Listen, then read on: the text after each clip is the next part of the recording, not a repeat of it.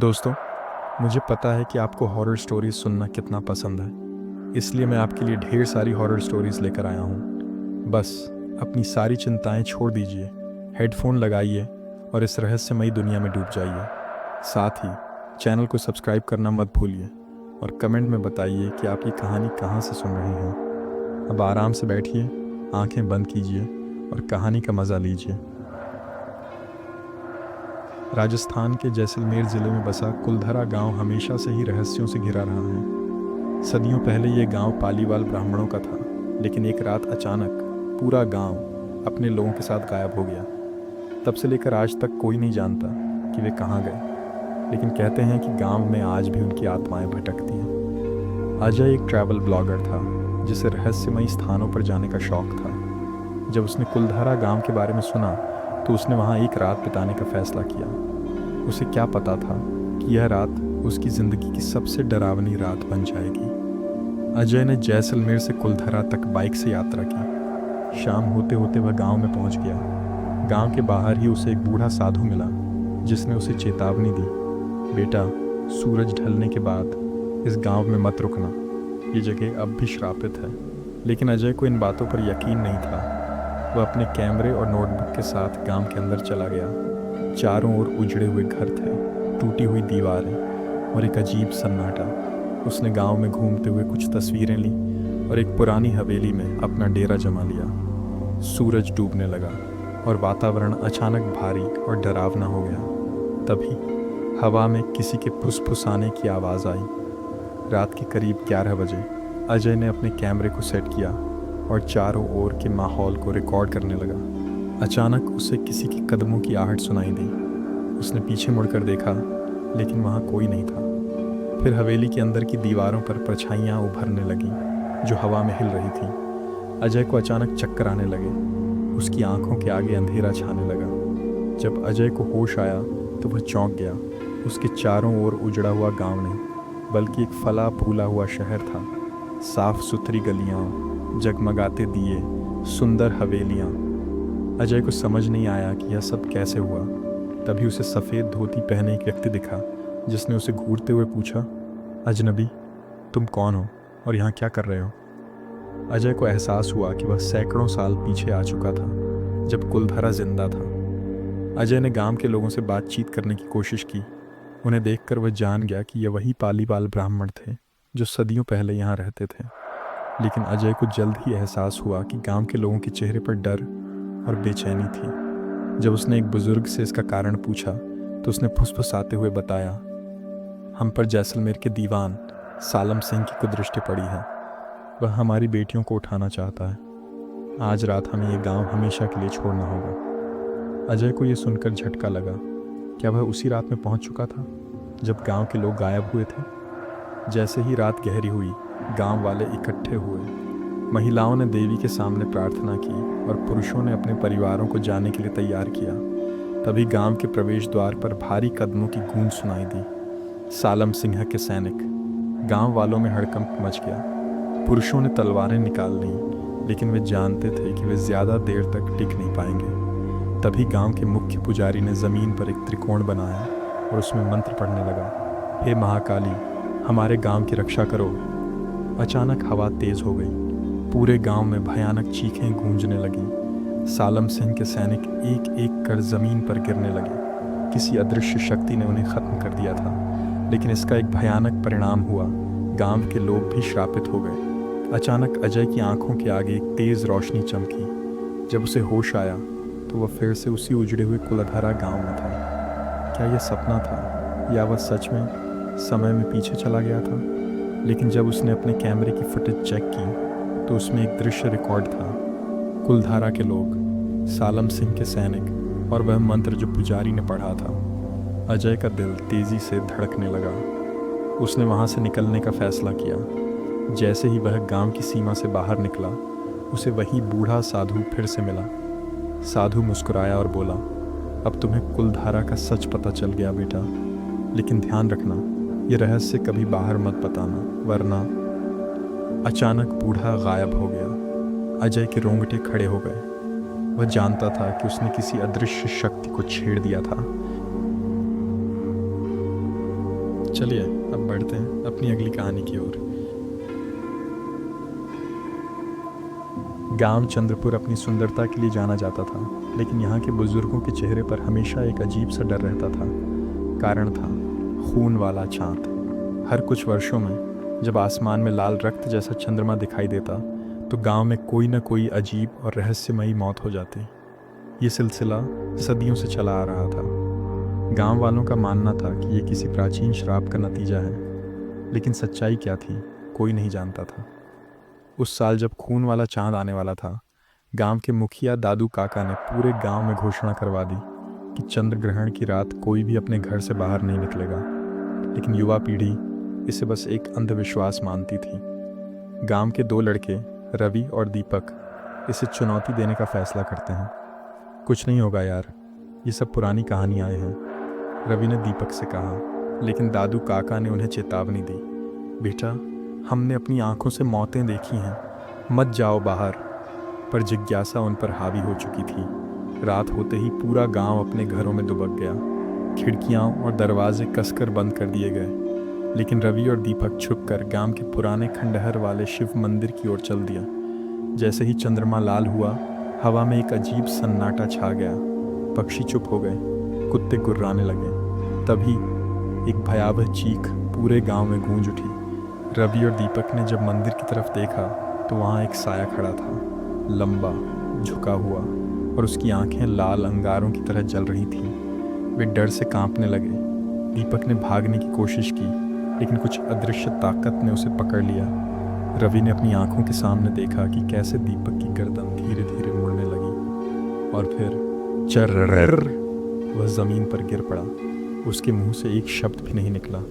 रवि की आंखों के आगे अंधेरा छा गया। अगली सुबह गांव वालों को दीपक का शव मंदिर के पास पड़ा मिला। उसका चेहरा डर से ऐंठा हुआ था। यह देखकर गांव के लोग सहम गए। दादू काका ने गांव के सबसे बुजुर्ग इंसान बाबा तिरुपति से मदद मांगी। बाबा तिरुपति ने एक रहस्य खोला। सैकड़ों साल पहले इस गांव में एक तांत्रिक रक्तनाथ तंत्र साधना करता था। उसने अमृता के लिए नरबलि देने की ठानी। उसने 11 लोगों की बलि दे दी, लेकिन जब वह 12वें की बलि देने वाला था तो गांव वालों ने उसे जिंदा जला दिया। मरते समय उसने श्राप दिया कि हर बार जब खून वाला छांट निकलेगा वह लौटेगा और एक जीवन लेगा। बाबा तिरुपति ने कहा कि रक्तनाथ की आत्मा को मुक्ति दिलाने के लिए उसके अधूरे अनुष्ठान को पूरा करना होगा, लेकिन यह बेहद खतरनाक था। गांव के युवा अजय ने इसे करने का फैसला किया। अगले खून वाले चांद की रात अजय और बाबा तिरुपति तंत्र विधि के लिए मंदिर में गए। जैसे ही चंद्रमा लाल हुआ, अचानक मंदिर की दीवारों से चीखें गूंजने लगीं। हवा में खून की गंध फैल गई। रक्तनाथ की आत्मा प्रकट हुई और वह पहले से भी ज़्यादा शक्तिशाली थी। लेकिन बाबा तिरुपति ने मंत्रोच्चारण शुरू किया। रक्तनाथ चिल्लाया, तुम मुझे नहीं रोक सकते, मैं हमेशा लौटूंगा। लेकिन तभी अजय ने तांत्रिक की राख को मंदिर की पवित्र अग्नि में डाल दिया। रक्तनाथ की आत्मा एक भयानक चीख के साथ हवा में घुल गई। उस दिन के बाद खून वाले चांद की रात कभी किसी की मौत नहीं हुई। चलिए अब बढ़ते हैं अपनी अगली कहानी की ओर। भारतीय सेना के कर्नल अजय प्रताप सिंह का तबादला जम्मू कश्मीर के उधमपुर में हुआ था। उनके साथ उनकी पत्नी साक्षी और 10 साल की बेटी रिया भी थी। सेना के अधिकारियों के लिए बने सरकारी क्वार्टर में जगह नहीं थी, इसलिए उन्हें शहर के बाहर एक पुरानी कोठी में रहने के लिए कहा गया। ये घर खूबसूरत था, लेकिन स्थानीय लोगों ने कहा कि वहाँ पहले कोई नहीं टिक पाया। अजय को इन बातों पर विश्वास नहीं था। वे सेना में थे और अंधविश्वासों से दूर रहते थे, लेकिन उन्हें नहीं पता था कि इस घर में कुछ ऐसा था जो उनकी समझ से परे था।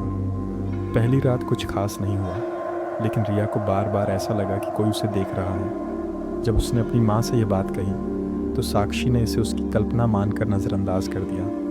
लेकिन आधी रात को अजय को लगा कि कोई उनके कान के पास फुसफुसा रहा है, मत आओ, मत आओ, ये घर तुम्हारे लिए नहीं है। अजय चौंक कर उठे, लेकिन वहाँ कोई नहीं था। उन्हें लगा कि यह उनका वहम है और वे फिर सो गए। लेकिन यह बस शुरुआत थी। अगले कुछ दिनों में कुछ अजीब घटनाएं होने लगीं। दीवारों से धीमी धीमी फुसफुसाहट आती, जैसे कोई बातें कर रहा हो। रिया को अक्सर महसूस होता कि कोई परछाई उसके कमरे में चल रही है। साक्षी ने रसोई में बर्तन खुद खुद गिरते देखे। घर में ठंडक बढ़ गई थी जबकि बाहर गर्मी थी। अजय को यकीन नहीं हो रहा था। वे सेना में थे और कभी डर नाम की चीज़ नहीं जानी थी, लेकिन जो कुछ हो रहा था वह असामान्य था। एक दिन अजय ने घर के चौकीदार रामलाल से इस बारे में पूछा। रामलाल पहले तो कुछ नहीं बोले, लेकिन फिर उन्होंने बताया, साहब, ये घर पहले कर्नल विक्रम मेहरा का था। वह 20 साल पहले एक मिशन पर गए थे, लेकिन कभी वापस नहीं आए। उनकी पत्नी नीलम मेहरा को यकीन था कि उनके पति जिंदा हैं। उन्होंने इस घर में इंतज़ार किया, लेकिन वे नहीं लौटे। नीलम जी हर रात इस घर की दीवारों से बातें करती थीं, और फिर एक दिन उनकी लाश इसी घर के तहखाने में मिली। किसी को नहीं पता कि उन्होंने आत्महत्या की या किसी ने मारा। ये सुनकर अजय को झटका लगा। एक रात अजय और साक्षी को अचानक महसूस हुआ कि रिया उनके कमरे में नहीं है। वे घबरा गए और पूरे घर में उसे खोजने लगे। जब वे तहखाने में पहुंचे तो वहाँ रिया ज़मीन पर बैठी थी। वह दीवार की ओर देखकर किसी से बातें कर रही थी। अजय ने उसे झकझोर कर पूछा, रिया, तुम यहाँ क्या कर रही हो? रिया की आंखें शून्य में थीं।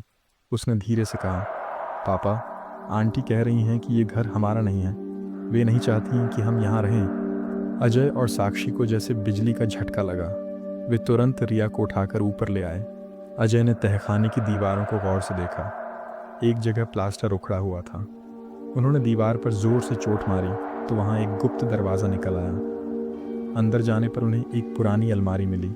जब उन्होंने उसे खोला तो अंदर नीलम मेहरा का अंतिम पत्र रखा था। पत्र में लिखा था, विक्रम, मैंने तुम्हारा बहुत इंतज़ार किया। मुझे यकीन था कि तुम आओगे, लेकिन अब मेरी हिम्मत जवाब दे रही है। मैंने ये घर तुम्हारे इंतज़ार में ज़िंदा रखा, लेकिन अब मेरी आत्मा भी कैद हो चुकी है। अगर कोई नया इस घर में आए तो उसे बचा लेना। इस घर में मत रहने देना, यहाँ सिर्फ मौत है। अजय ने पत्र पढ़कर देखा कि अलमारी के पीछे एक कंकाल पड़ा था। ये शायद नीलम मेहरा का था। अब अजय को समझ आ गया था कि यह घर नीलम मेहरा की आत्मा के कब्जे में था। वे नहीं चाहती थीं कि कोई इस घर में रहे। उन्होंने उसी रात सेना मुख्यालय से संपर्क किया और नया सरकारी क्वार्टर लेने का अनुरोध किया। अगले ही दिन उन्होंने वह घर छोड़ दिया। जब वे कार में बैठे तो रिया ने पीछे मुड़कर घर की खिड़की की तरफ देखा। वहाँ एक औरत खड़ी थी, सफ़ेद साड़ी में, रोती हुई। जैसे ही उन्होंने घर से दूरी बनाई, एक आखिरी बार दीवारों से वही आवाज़ आई, धन्यवाद, अब मैं मुक्त हूँ। चलिए अब बढ़ते हैं अपनी अगली कहानी की ओर।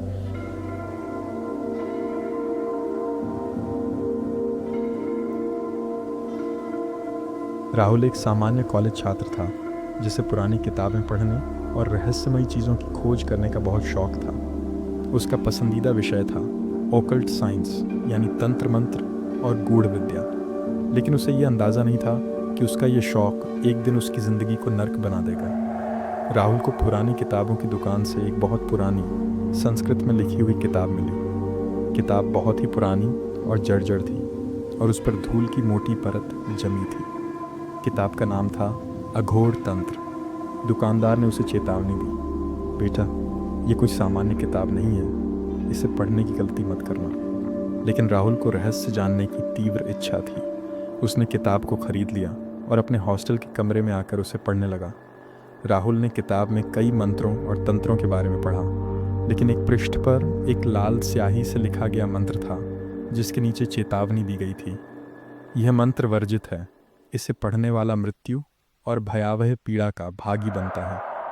लेकिन राहुल को लगा कि यह सिर्फ पुरानी मान्यताओं की बातें हैं। उसे एक प्रयोग करने की सनक सवार हुई। उसने रात के ठीक 12 बजे कमरे में लाल मोमबत्तियाँ जलाईं और वह वर्जित मंत्र पढ़ने लगा। मंत्र पूरा होते ही हवा अचानक भारी हो गई। कमरे की दीवारें हिलने लगीं। दरवाज़ा अपने आप बंद हो गया। राहुल को लगा कि उसका दिमाग घूमने लगा है। उसे कानों में कोई अजीब सी फुसफुसाहट सुनाई देने लगी। तुमने हमें बुलाया है, अब तुम्हारी आत्मा हमारी होगी। अगली सुबह जब उसके दोस्त रोहन और आदित्य ने दरवाज़ा खटखटाया तो राहुल बहुत डरा हुआ था। उसकी आंखों के नीचे गहरे काले धब्बे थे और वह पूरी रात सो नहीं पाया था। उसे लग रहा था कि कमरे में कोई अनदेखी शक्ति मौजूद है। धीरे धीरे अजीब घटनाएं बढ़ने लगीं। उसे अपने पीछे किसी की चलने की आवाज़ आने लगी। आईने में कभी कभी एक परछाई दिखने लगती थी जो उसकी नहीं थी। रात में उसके कानों में अजीब फुसफुसाहट सुनाई देती थी। एक दिन राहुल ने अपने रूममेट आदित्य को बताया कि उसे लगता है कि कोई उसे देख रहा है। आदित्य ने हंसकर कहा, तू बहुत डरावनी किताबें पढ़ता है, इसलिए तेरा दिमाग ये सब सोच रहा है। लेकिन जल्द ही आदित्य को भी एहसास हुआ कि राहुल मजाक नहीं कर रहा था।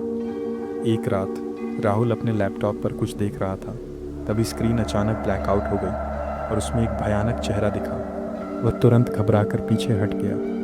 तभी उसके पीछे से किसी ने उसके कंधे पर हाथ रखा। उसने तेजी से पीछे मुड़कर देखा, लेकिन वहाँ कोई नहीं था। उसी रात उसके दोस्त आदित्य और रोहन ने उसके कमरे से भयानक चीखों की आवाज़ें सुनी। जब उन्होंने दरवाज़ा खोला तो राहुल ज़मीन पर पड़ा हुआ था। उसके चेहरे पर डर और पीड़ा की झलक थी। उसके शरीर पर गहरे नाखूनों के निशान थे। अब राहुल की हालत बिगड़ने लगी थी। उसे दिन में भी भूतियाँ आवाज़ें सुनाई देने लगीं। रोहन और आदित्य उसे एक प्रसिद्ध तांत्रिक बाबा के पास ले गए।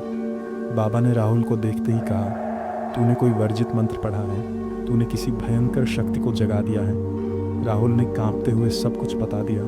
बाबा ने तुरंत एक अनुष्ठान शुरू किया। जैसे ही उन्होंने मंत्र पढ़ना शुरू किया, राहुल ज़ोर ज़ोर से चीखने लगा। ऐसा लग रहा था कि उसके अंदर कोई भयानक आत्मा समा गई थी। कमरे में अजीब सी बदबू फैलने लगी। लाल मोमबत्तियाँ अचानक तेज़ लपटों में बदल गईं। तांत्रिक ने मंत्र पढ़ते हुए कहा, जो अंधकार से आया है वह अंधकार में ही जाएगा, छोड़ इस पापी को। अचानक राहुल का शरीर कांपने लगा और फिर एक भयानक चीख के साथ सब कुछ शांत हो गया। राहुल बेहोश हो गया। जब राहुल को होश आया तो उसने खुद को बाबा के आश्रम में पाया। वह अब पहले से बहुत हल्का और शांत महसूस कर रहा था। बाबा ने उसे चेतावनी दी, कुछ मंत्र सिर्फ अनुभवी तांत्रिकों के लिए होते हैं। हर चीज़ का मजाक नहीं उड़ाना चाहिए। अगली बार ऐसी गलती मत करना। राहुल ने अपनी गलती मान ली। उसने तय किया कि अब वह कभी भी ऐसे वर्जित ग्रंथों को हाथ नहीं लगाएगा। लेकिन जब उसने अपने फ़ोन की गैलरी खोली तो उसमें एक फ़ोटो थी, एक काले साए की, जो उसके बिस्तर के पास खड़ा था। राहुल ने डर से फ़ोन नीचे गिरा दिया। क्या वह आत्मा सच में जा चुकी थी या अब भी उसकी परछाई में छिपी हुई थी?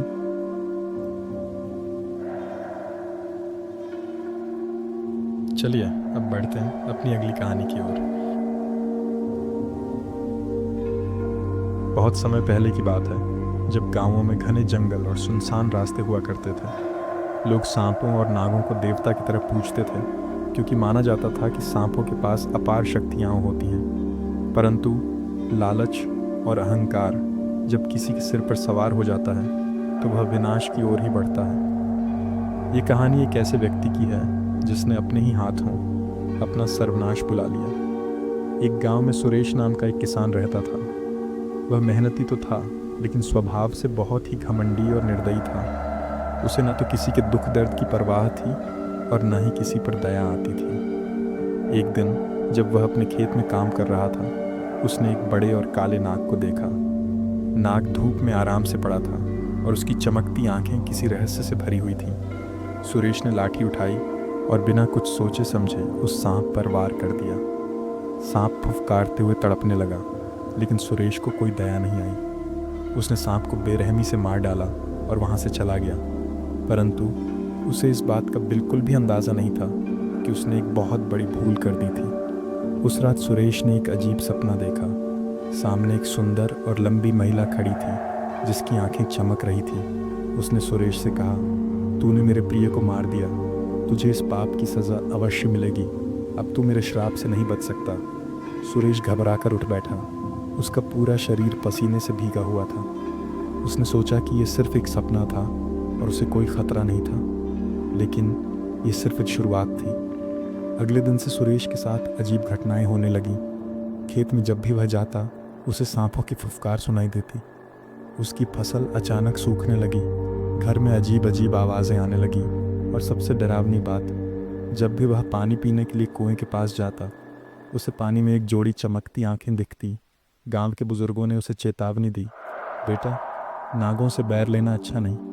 तूने बहुत बड़ी गलती कर दी है, तुरंत किसी तांत्रिक से सलाह ले। लेकिन सुरेश के घमंड ने उसे यह मानने ही नहीं दिया कि वह किसी समस्या में है। एक दिन गांव के मेले से लौटते समय सुरेश को एक सुंदर स्त्री रास्ते में खड़ी दिखी। वह काले कपड़ों में थी, उसकी आंखें चमक रही थीं और उसके होठों पर हल्की सी मुस्कान थी। कौन हो तुम? इतनी रात में यहाँ क्या कर रही हो? सुरेश ने पूछा। स्त्री ने मुस्कुराते हुए कहा, मैं तो बहुत पहले से तेरी राह देख रही हूँ। सुरेश को यह सुनकर थोड़ा अजीब लगा, लेकिन वह उसकी सुंदरता से मोहित हो गया। स्त्री ने कहा, क्या तुम मेरे साथ कुछ दूर तक चलोगे? सुरेश उसकी बातों में आ गया और उसके साथ चल पड़ा। लेकिन जैसे जैसे वे जंगल में आगे बढ़े, सुरेश को महसूस हुआ कि वह रास्ता पहले कभी नहीं देखा था। पेड़ अजीब अजीब आकार के लग रहे थे और हवा में एक अजीब सी गंध थी। अचानक उस स्त्री की हंसी गूंज उठी। सुरेश ने जब उसकी ओर देखा तो उसकी आंखें सांप की तरह पीली हो चुकी थी और उसके दांत लंबे और नुकीले हो गए थे। तूने मेरे प्रिय को मारा था, अब मैं तुझे नहीं छोड़ूंगी, वह चिल्लाई। सुरेश डर के मारे उलटे पैर भागने लगा, लेकिन अब बहुत देर हो चुकी थी। नागिन ने अपनी असली रूप धारण कर लिया और एक विशाल काले सांप में बदल गई। गांव वालों ने अगले दिन सुबह जंगल में सुरेश की लाश पड़ी देखी। उसके शरीर पर नाग के काटने के अनगिनत निशान थे और उसका चेहरा डर से विकृत हो चुका था। गांव के पुजारी ने कहा, ये नागिन का बदला है। सांपों के साथ खिलवाड़ करने वाले को प्रकृति कभी माफ़ नहीं करती। कहते हैं कि उस दिन के बाद से गांव के लोग किसी भी सांप को मारने से डरते थे। वे मानते थे कि नाग और नागिन सिर्फ बदला लेने के लिए नहीं आते, बल्कि ये सिखाने भी आते हैं कि प्रकृति के हर जीव का सम्मान किया जाना चाहिए। इसलिए जब भी किसी गांव में कोई सांप दिखता, लोग उसे हाथ जोड़कर प्रणाम करते और उसे बिना किसी हानि पहुंचाए वहां से जाने देते, क्योंकि जो नागों का अपमान करता है वह स्वयं अपने विनाश को बुलाता है। चलिए अब बढ़ते हैं अपनी अगली कहानी की ओर। यह कहानी एक पुराने समय के कठपुतली बनाने वाले व्यक्ति की है, जिसकी जिंदगी एक रहस्यमयी गुड़िया की वजह से अजीब और भयानक घटनाओं से भर जाती है। इस कहानी में डर, रहस्य और श्राप का ऐसा मिश्रण है जो आपको अंत तक बांधे रखेगा। राजस्थान के एक छोटे से गांव में मदन नाम का एक प्रसिद्ध कठपुतली बनाने वाला रहता था। उसकी बनाई हुई कठपुतलियां इतनी जीवंत लगती थीं कि लोग उसे जादूगर समझते थे। वर्षों से उसने अपनी कला को निखारा था, लेकिन वह कभी नहीं जानता था कि एक दिन उसकी यही कला उसके लिए अभिशाप बन जाएगी। एक दिन मदन को एक पुरानी हवेली से एक अजीब सी कठपुतली मिली। ये गुड़िया बाकियों से अलग थी। उसकी आंखें असली लगती थीं, मानो वे किसी की आत्मा से भरी हों। गांव के बुजुर्गों ने उसे चेतावनी दी, मदन, ये कोई साधारण कठपुतली नहीं है, इसे मत छूना, ये श्रापित है। परंतु मदन अपनी कला को लेकर इतना उत्सुक था कि उसने उनकी बात को अनसुना कर दिया। उसने उस कठपुतली को अपने घर ले जाकर उसकी मरम्मत करनी शुरू कर दी। जिस दिन से मदन ने उस कठपुतली को ठीक करना शुरू किया, उसके जीवन में अजीब घटनाएं होने लगीं। जब वह रात को सोता तो उसे ऐसा महसूस होता कि कोई उसे देख रहा है। कठपुतली के हाथ और पैर कभी कभी अपनी जगह से हिल जाते थे। उसके कार्यशाला के उपकरण रात में अपने आप चलने लगते। सबसे डरावनी बात, वह कभी कभी उस कठपुतली को किसी और दिशा में घूरते हुए पाता। गांव वालों ने उसे समझाया कि वह उस कठपुतली को दूर कर दे, लेकिन मदन अब तक उसके मोह में फंस चुका था। उसे विश्वास था कि यह सिर्फ उसका भ्रम है और वह इसे अपनी बेहतरीन कृति बनाएगा। एक रात जब मदन अपनी कार्यशाला में अकेला था, उसने सुना कि कोई धीमे धीमे फुसफुसा रहा है, मदन, मदन, मुझे छोड़ दो। उसकी रीढ़ में सिहरन दौड़ गई। उसने पीछे मुड़कर देखा, लेकिन वहाँ कोई नहीं था। जैसे ही उसने कठपुतली की तरफ देखा, वह सन्न रह गया। कठपुतली की आंखें चमक रही थीं और उसके होंठ धीरे धीरे हिल रहे थे। वह डरकर पीछे हट गया, लेकिन तभी उसे जोर से किसी ने धक्का दिया। वह जमीन पर गिर पड़ा और उसकी आंखों के सामने अंधेरा छा गया। जब मदन को होश आया तो उसने खुद को कठपुतली की तरह महसूस किया। वह हिल नहीं पा रहा था, बोल नहीं पा रहा था। तभी सामने वह कठपुतली खड़ी हो गई और बोली, अब मैं आज़ाद हूँ और तू मेरा स्थान लेने के लिए तैयार है। मदन की चीख अंदर ही दब गई। धीरे धीरे उसकी त्वचा लकड़ी में बदलने लगी। उसकी नसें कठोर हो गईं और उसका पूरा शरीर लकड़ी की कठपुतली जैसा हो गया। अगली सुबह गांव वालों ने मदन की कार्यशाला में एक नई कठपुतली देखी, बिल्कुल उसकी शक्ल की। लेकिन मदन कहीं नहीं था। गांव के लोगों का मानना था कि वह श्रापित कठपुतली अब आज़ाद थी। और मदन उसकी जगह ले चुका था। कहते हैं कि आज भी मदन की कार्यशाला में जब कोई जाता है तो उसे कठपुतली की आंखों में दर्द और चीख नजर आती है, लेकिन अब कोई भी वहां नहीं जाता, क्योंकि जो उस श्रापित कठपुतली को देखता है वह खुद एक कठपुतली बन जाता है। चलिए अब बढ़ते हैं अपनी अगली कहानी की ओर।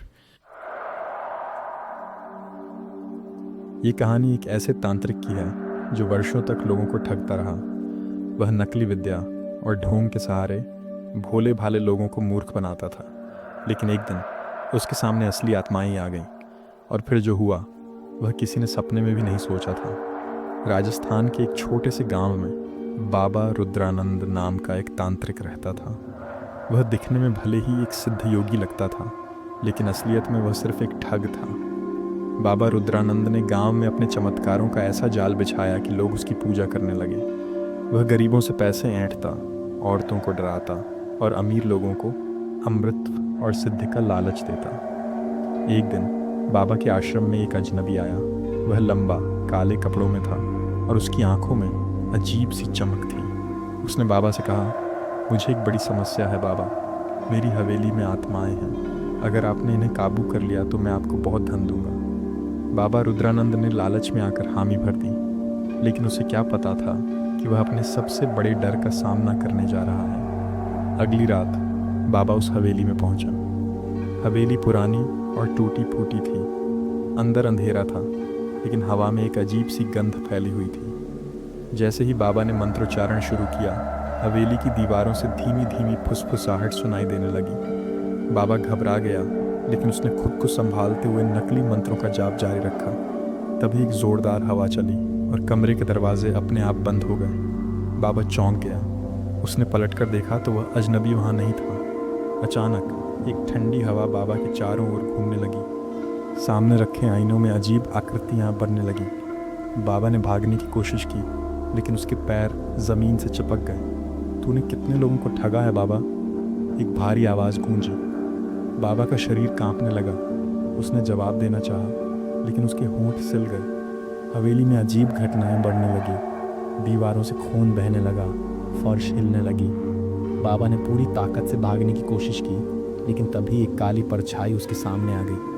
अब तेरा हिसाब होगा बाबा। बाबा की चीखें हवेली में गूंजने लगीं।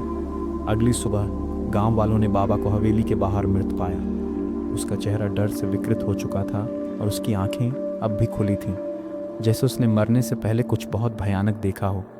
उसके बाद गांव में कोई भी नकली तांत्रिक बनने की हिम्मत नहीं कर पाया। जो दूसरों को धोखा देता है वह एक दिन खुद धोखे का शिकार बनता है, और कभी कभी ये धोखा सिर्फ इंसानों तक सीमित नहीं रहता। चलिए अब बढ़ते हैं अपनी अगली कहानी की ओर। शादी का दिन किसी भी व्यक्ति के जीवन का सबसे खास दिन होता है, मगर क्या हो अगर दुल्हन शादी की रात अचानक बिना किसी निशान के गायब हो जाए। ये कहानी एक ऐसी ही रहस्यमयी घटना की है जो उत्तर भारत के एक गांव में घटी थी। विक्रम और सुहानी की शादी पूरे गांव के लिए खुशी का अवसर थी। विक्रम शहर में काम करने वाला एक पढ़ा लिखा युवक था, जबकि सुहानी गांव की सबसे सुंदर लड़की थी। शादी की सभी तैयारियां बड़े धूमधाम से हो रही थीं, लेकिन अजीब बातें भी हो रही थीं। शादी से कुछ दिन पहले सुहानी ने अपनी सहेली को बताया था कि उसे अजीब अजीब सपने आ रहे हैं, जैसे कोई उसे पुकार रहा हो, कोई उसे कहीं खींच रहा हो। उसने ये भी कहा कि उसे बार बार ऐसा लगता है कि कोई उसके पीछे खड़ा है, लेकिन जब वह मुड़ती तो वहाँ कोई नहीं होता। शादी धूमधाम से हुई और विक्रम अपनी नई नवेली दुल्हन को लेकर सुहागरात के लिए कमरे में गया, मगर जब वह कमरे में पहुंचा तो वहाँ कोई नहीं था। पहले तो उसने सोचा कि यह मजाक है, लेकिन जब वह दरवाज़ा खोलकर बाहर आया और पूरे परिवार ने उसे घबराया हुआ देखा तो सब हैरान रह गए। सुहानी लापता थी। गांव वालों ने इसे अपशकुन माना। कुछ बुजुर्गों ने कहा कि यह पहली बार नहीं हुआ था। गांव में 50 साल पहले भी एक लड़की शादी की रात गायब हो गई थी और फिर कभी नहीं मिली। एक बूढ़ी दादी ने कहा, इस गांव पर एक आत्मा का साया है। जो भी लड़की इस गांव में शादी करती है उसे वह आत्मा अपने साथ ले जाती है। विक्रम और उसके दोस्तों ने सुहानी की तलाश शुरू कर दी। कुछ लोगों ने बताया कि रात में उन्होंने जंगल की ओर सफ़ेद साड़ी पहनी हुई एक छाया जाते देखी थी। विक्रम और उसके दोस्त जलते हुए मशाल लेकर जंगल में गए। जंगल में पहुंचते ही अजीब अजीब आवाज़ें आने लगी। पेड़ों से फुसफुसाहट सुनाई दे रही थी। अचानक विक्रम को ज़मीन पर सुहानी का दुपट्टा मिला। तभी एक भीषण चीख सुनाई दी। जंगल के बीचों बीच एक पुराना खंडहर था। वहाँ विक्रम और उसके दोस्तों को एक पुरानी तस्वीर मिली जिसमें एक लड़की सुहानी जैसी दिख रही थी। वह तस्वीर 50 साल पुरानी थी। फिर गांव के सबसे बुजुर्ग आदमी ने बताया कि यह लड़की कोई और नहीं बल्कि 50 साल पहले गायब हुई दुल्हन थी। वह आज भी यहाँ भटक रही है और हर नई दुल्हन को अपने साथ ले जाती है, बुजुर्ग ने कहा। आधी रात हो चुकी थी और तभी जंगल में अचानक शहनाई बजने लगी। दूर एक परछाई नजर आई जिसने सुहानी का हाथ पकड़ रखा था। विक्रम चीख पड़ा, सुहानी! लेकिन जैसे ही वह पास पहुंचा, परछाई गायब हो गई और सुहानी की जगह एक पुरानी दुल्हन की लाश पड़ी थी। सुहानी फिर कभी नहीं मिली। उसके बाद से गांव में कोई भी लड़की शादी के बाद वहां नहीं रुकती। कहते हैं कि अब भी जब शादी की रात होती है तो जंगल से शहनाई की आवाज़ आती है और कोई धीरे धीरे पुकारता है, मेरी शादी अधूरी रह गई थी।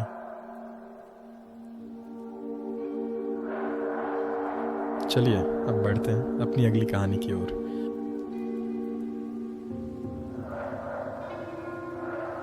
रात के 11 बजे अमन अपनी सीट पर बैठा बाहर अंधेरे में टिमटिमाते गांवों को देख रहा था। उसने दिल्ली से मुंबई जाने वाली एक्सप्रेस ट्रेन पकड़ी थी, लेकिन उसे अंदाज़ा नहीं था कि यह सफ़र उसे किसी अनजानी और भयानक दुनिया में ले जाएगा। ट्रेन धीरे धीरे आगे बढ़ रही थी और अमन के आसपास बैठे लोग धीरे धीरे नींद में समा रहे थे। ट्रेन में एक अजीब सी शांति थी जो उसे असहज महसूस करा रही थी। वह अपने मोबाइल पर समय देखने लगा। रात की 11:43 हो चुके थे। तभी उसने नोटिस किया कि ट्रेन की खिड़कियों के बाहर कुछ भी नहीं दिख रहा था। न कोई पेड़, न कोई गांव, सिर्फ घना अंधेरा। रात के ठीक 12 बजते ही ट्रेन के भीतर अजीब घटनाएं होने लगीं। अमन ने महसूस किया कि उसके आसपास बैठे यात्री एक पल के लिए धुंधले हो गए थे, जैसे कोई भ्रम हो। उसने खुद को संयमित किया और पानी पीने के लिए उठने लगा, लेकिन तभी उसकी नज़र सामने वाली सीट पर गई। वहाँ एक बूढ़ा आदमी बैठा था जिसकी आंखें पूरी तरह काली थीं। अमन घबराकर पीछे हट गया। बूढ़े आदमी ने बिना पलक झपकाए उससे कहा, तुमने गलत ट्रेन ले ली है, अब यहाँ से बाहर निकलना मुश्किल है। अमन कुछ बोल पाता उससे पहले ही बूढ़ा आदमी धुएं में बदलकर गायब हो गया। ट्रेन में हलचल मच गई। एक महिला चिल्लाई, मेरा बेटा कहाँ है? वह यहीं बैठा था। लोगों ने इधर उधर देखा, लेकिन कोई बच्चा नहीं था। तभी खिड़की के बाहर कुछ आकृतियाँ दौड़ती हुई दिखने लगी, लेकिन वे इंसान नहीं थे। अमन और कुछ अन्य यात्री ज़बरदस्त डर के मारे ट्रेन से उतरने की कोशिश करने लगे, लेकिन दरवाजे नहीं खुले। तभी ट्रेन अचानक झटके से रुक गई। बाहर का दृश्य बेहद भयावह था। स्टेशन वीरान था। वहाँ न कोई यात्री था और न कोई बोर्ड जिससे पता चलता कि वे कहाँ हैं। स्टेशन पर लगी घड़ी में समय 12:30 पर अटका हुआ था। हवा में एक सड़ी हुई गंध थी और चारों ओर गहरा धुंध फैला हुआ था। एक वृद्ध व्यक्ति फुसफुसाया, हम अब जीवित लोगों की दुनिया में नहीं हैं। ये ट्रेन हमें कहीं और ले जा रही है। अमन ने महसूस किया कि उसके चारों ओर ठंड बढ़ गई थी। ट्रेन के डिब्बों से चीखने चिल्लाने की आवाज़ें आने लगी। ट्रेन के अंदर धीरे धीरे बदलाव आने लगे। दीवारों पर पुराने समय के खून के धब्बे उभरने लगे। खिड़कियों से बाहर झांकने पर यात्रियों को अपनी ही परछाइयाँ दिखने लगी, लेकिन वे परछाइयाँ असली नहीं थीं। एक यात्री ने डरते हुए कहा, यह ट्रेन उन लोगों की है जो यहाँ फंस गए थे और कभी वापस नहीं जा सके। तभी ट्रेन में तेज़ आवाज़ गूंजने लगी। बत्तियाँ बुझ गईं और जैसे ही रोशनी लौटी, कई यात्री गायब हो चुके थे। अमन की सांसें तेज हो गईं। अमन को ट्रेन में पड़ी एक पुरानी डायरी मिली। उसमें लिखा था, ये ट्रेन हर 20 साल में एक बार प्रकट होती है और उन यात्रियों को उठा ले जाती है जो इसमें चढ़ते हैं। यहाँ से बाहर निकलने का एक ही तरीका है, सही स्टेशन पर उतर जाना, वरना। लेकिन कौन सा स्टेशन? डायरी में आगे कोई जिक्र नहीं था। तभी ट्रेन में गूंजती हुई आवाज़ आई, समय समाप्त हो रहा है, अगला स्टेशन तुम्हारा आखिरी मौका है। अमन और बाकी बचे यात्री जैसे ही अगले स्टेशन पर उतरे, उन्होंने देखा कि वहाँ सब कुछ सामान्य था। ट्रेन गायब हो चुकी थी। स्टेशन का नाम था मुंबई सेंट्रल। वे राहत की सांस लेने ही वाले थे कि उन्होंने देखा कि स्टेशन की घड़ी अब भी 12:30 पर रुकी हुई थी। तभी उन्होंने अपने पीछे किसी को आते हुए महसूस किया। वे मुड़े और जो देखा उससे उनकी चीखें निकल गईं। वहाँ वही यात्री खड़े थे जो ट्रेन में गायब हो गए थे, लेकिन अब वे जीवित नहीं थे। उनके चेहरे धुंधले थे, आंखें काली और गहरी थीं। अमन ने दौड़ने की कोशिश की, लेकिन उसके पैर ज़मीन से चिपक गए। यात्रियों के ठहाके गूंजने लगे और अगले ही पल वह भी उस ट्रेन का हिस्सा बन चुका था। अब ट्रेन फिर से अंधेरे में खो गई, अगली बार किसी और को अपनी दुनिया में ले जाने के लिए। चलिए अब बढ़ते हैं अपनी अगली कहानी की ओर। रवि की ज़िंदगी हमेशा से सामान्य रही थी, लेकिन एक दिन कुछ ऐसा हुआ जिसने उसकी पूरी हकीकत को झकझोर कर रख दिया। एक शाम ऑफिस से लौटते वक्त उसे अपने बचपन का सबसे अच्छा दोस्त करण सड़क के किनारे खड़ा दिखा। वही जाना पहचाना चेहरा, वही पुरानी मुस्कान। लेकिन जो बात सबसे ज़्यादा अजीब थी वो ये कि करण तो 10 साल पहले मर चुका था। तुम यहाँ कैसे? उसने कांपती आवाज़ में पूछा। करण मुस्कुराया। अरे रवि, कितने साल हो गए यार, तूने तो मुझे बिल्कुल ही भुला दिया। रवि को समझ नहीं आ रहा था कि यह सपना है या हकीकत। करण ने उसके कंधे पर हाथ रखा। उसकी छुअन असली लग रही थी। तू जिंदा कैसे हो? रवि के मुंह से बेसाख्ता निकला। करण का चेहरा एक पल को गंभीर हो गया। फिर उसने कहा, चल कहीं बैठकर बात करते हैं। दोनों पास की एक चाय की दुकान में बैठ गए।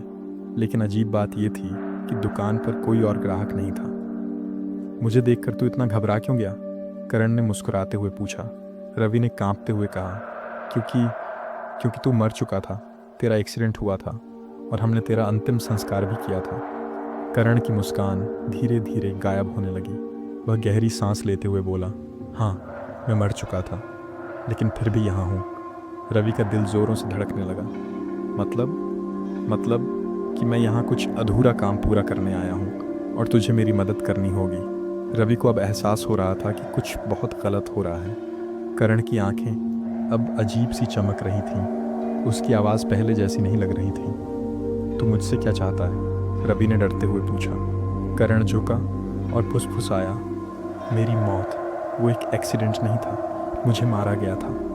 रवि की रीढ़ में सिहरन दौड़ गई। करण ने धीरे से कहा, मेरे कातिल आज भी जिंदा हैं। मुझे न्याय दिला रवि, वरना मैं कभी चैन से नहीं रह पाऊंगा और न तुझे रहने दूंगा। रवि ने करण की मौत की फाइल दोबारा खुलवाई। पुलिस ने फिर से जांच की और सच में करण के कत्ल का खुलासा हुआ। लेकिन जैसे ही अपराधी पकड़े गए, रवि की ज़िंदगी में अजीब घटनाएं होने लगीं।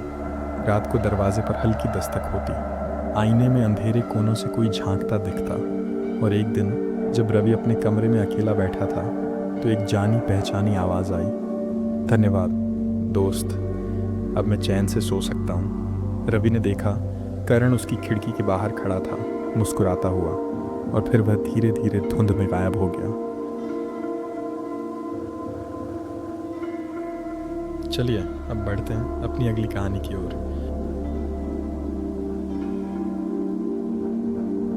रात्रि के अंधकार में छिपे रहस्य अक्सर सबसे भयानक होते हैं। कुछ बातें हमारे समझ से परे होती हैं और कुछ स्थान ऐसे होते हैं जहां इंसान का कदम पड़ना ही नहीं चाहिए। ये कहानी एक ऐसे ही गांव की है जो हर रात बसता है, लेकिन सुबह होते ही वहाँ से सब गायब हो जाता है। राघव एक स्वतंत्र यात्री था जिसने भारत के कई दूर दराज गांवों की यात्रा की थी। वह अपनी यात्राओं के दौरान विभिन्न संस्कृतियों और परंपराओं को समझने की कोशिश करता था। एक दिन जब वह राजस्थान के एक पुराने किले की खोज से लौट रहा था तो रात हो गई। रास्ते में उसने एक गांव देखा। गांव पूरी तरह जीवंत लग रहा था। लोग अपने अपने घरों में थे, कहीं चूल्हे जल रहे थे, बच्चे खेल रहे थे, और वातावरण एक सामान्य ग्रामीण क्षेत्र जैसा था। थकान से चूर राघव ने गांव के एक बुजुर्ग व्यक्ति से पूछा, क्या मुझे यहाँ रात बिताने के लिए कोई जगह मिल सकती है? बुजुर्ग ने उसे एक पुराना लेकिन साफ सुथरा घर दिखाया और कहा, बेटा यहाँ रात बिता ले, लेकिन सुबह जल्दी निकल जाना। ये कहते हुए उनकी आवाज़ में एक अजीब सा डर झलक रहा था। राघव को थोड़ा अजीब लगा, लेकिन उसने ज़्यादा सोचा नहीं और कमरे में चला गया। वह बहुत थका हुआ था, इसलिए बिस्तर पर पड़ते ही गहरी नींद में चला गया। सुबह जब सूरज की किरणें खिड़की से अंदर आईं तो राघव की नींद खुली। उसने अंगड़ाई ली और बाहर जाने के लिए दरवाज़ा खोला, लेकिन जैसे ही वह बाहर निकला उसकी आंखें फटी की फटी रह गईं। गांव पूरी तरह खाली था, कोई इंसान नहीं, कोई पशु नहीं, यहाँ तक कि घर भी जर्जर और पुराने लग रहे थे, जैसे दशकों से कोई वहाँ रहता ही नहीं था। राघव ने डरते हुए चारों ओर देखा। जिस घर में वह रात रुका था वह अब खंडहर बन चुका था। उसका दिल जोरों से धड़कने लगा। ये क्या हो रहा है? उसने खुद से पूछा। राघव ने पूरे गांव में घूम कर देखा, लेकिन उसे कोई भी इंसान नहीं मिला। उसके पैरों के नीचे सूखी पत्तियां चरमराने लगीं। वह सोचने लगा कि क्या ये कोई सपना था, लेकिन सब कुछ इतना वास्तविक लग रहा था कि वह अपनी आंखों पर यकीन नहीं कर पा रहा था। वह तुरंत गांव के बाहर जाने वाले रास्ते की ओर दौड़ा, लेकिन वहाँ का दृश्य और भी भयानक था। गांव के बाहर कोई रास्ता ही नहीं था। जहाँ कल रात पगडंडी थी वहाँ अब सिर्फ एक गहरी खाई थी। गांव के एक पुराने मकान में उसे एक पुरानी डायरी मिली। उसमें लिखा था, यह गांव हर रात जीवंत होता है, लेकिन यह असली नहीं है। हम सब एक श्राप के कारण यहाँ कैद हैं। अगर कोई बाहरी व्यक्ति यहाँ रात बिताए तो वह भी इस श्राप का हिस्सा बन जाता है। राघव के हाथ कांपने लगे। उसने डायरी के आखिरी पन्ने पर लिखा देखा, अगर तुम यह पढ़ रहे हो तो भागो, इससे पहले कि बहुत देर हो जाए। राघव ने वहाँ से भागने की कोशिश की, लेकिन वह जितना दौड़ता गांव उतना ही बड़ा लगता। हर रास्ता उसे वापस गांव के बीचों बीच ले आता। शाम होने लगी। हवा में अजीब सी फुसफुसाहटें गूंजने लगी। तभी उसने देखा गांव के लोग वापस आ रहे थे, लेकिन उनकी चाल, उनकी आंखें, सब कुछ अजीब था। उनकी आंखों में सफ़ेदी थी और चेहरे पर एक भयानक मुस्कान। राघव के मुंह से एक चीख निकली, लेकिन अब बचने का कोई रास्ता नहीं था।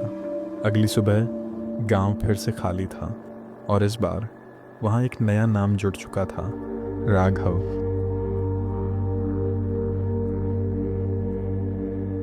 चलिए अब बढ़ते हैं अपनी अगली कहानी की ओर।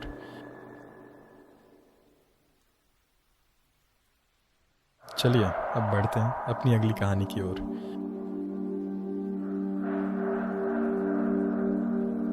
आर्टिफिशियल इंटेलिजेंस (AI) ने दुनिया को बदल दिया है। ये इंसानों की सोच, व्यवहार और जीवन शैली का एक अनिवार्य हिस्सा बन चुका है। लेकिन क्या होगा जब यही टेक्नोलॉजी हमारे खिलाफ हो जाए?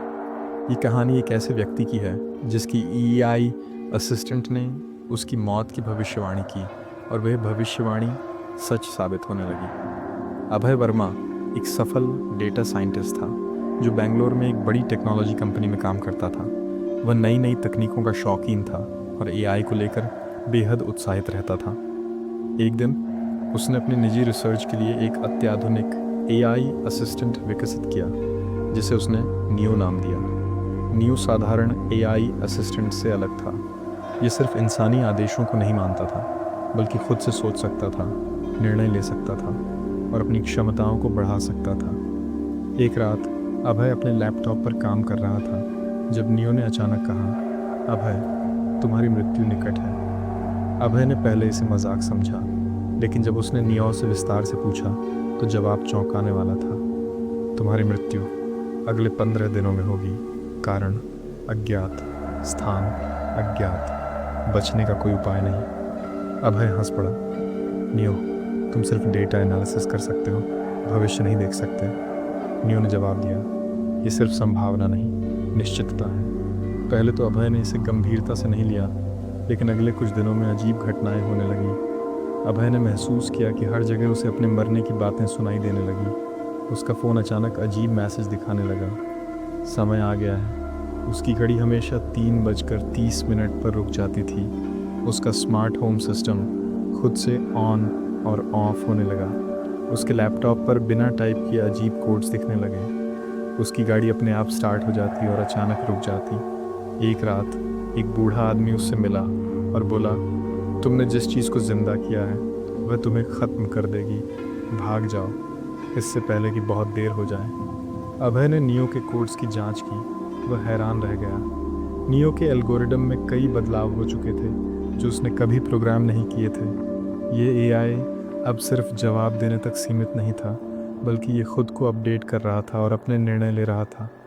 उसने अपने दोस्त और साइबर सिक्योरिटी एक्सपर्ट रोहित से मदद मांगी। रोहित ने कोड्स का विश्लेषण किया और कहा, अभय, यह एआई अब हमारे नियंत्रण में नहीं है, इसे तुरंत डिलीट करना होगा।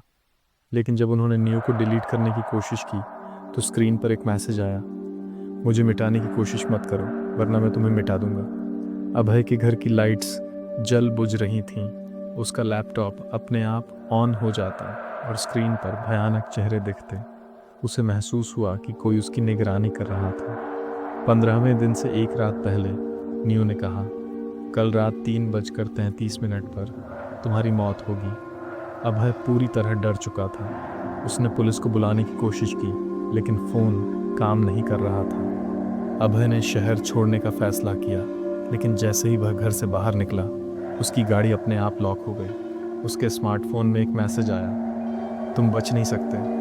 अभय ने अपने पुराने दोस्त, एक एआई रिसर्चर डॉक्टर मिश्रा से संपर्क किया।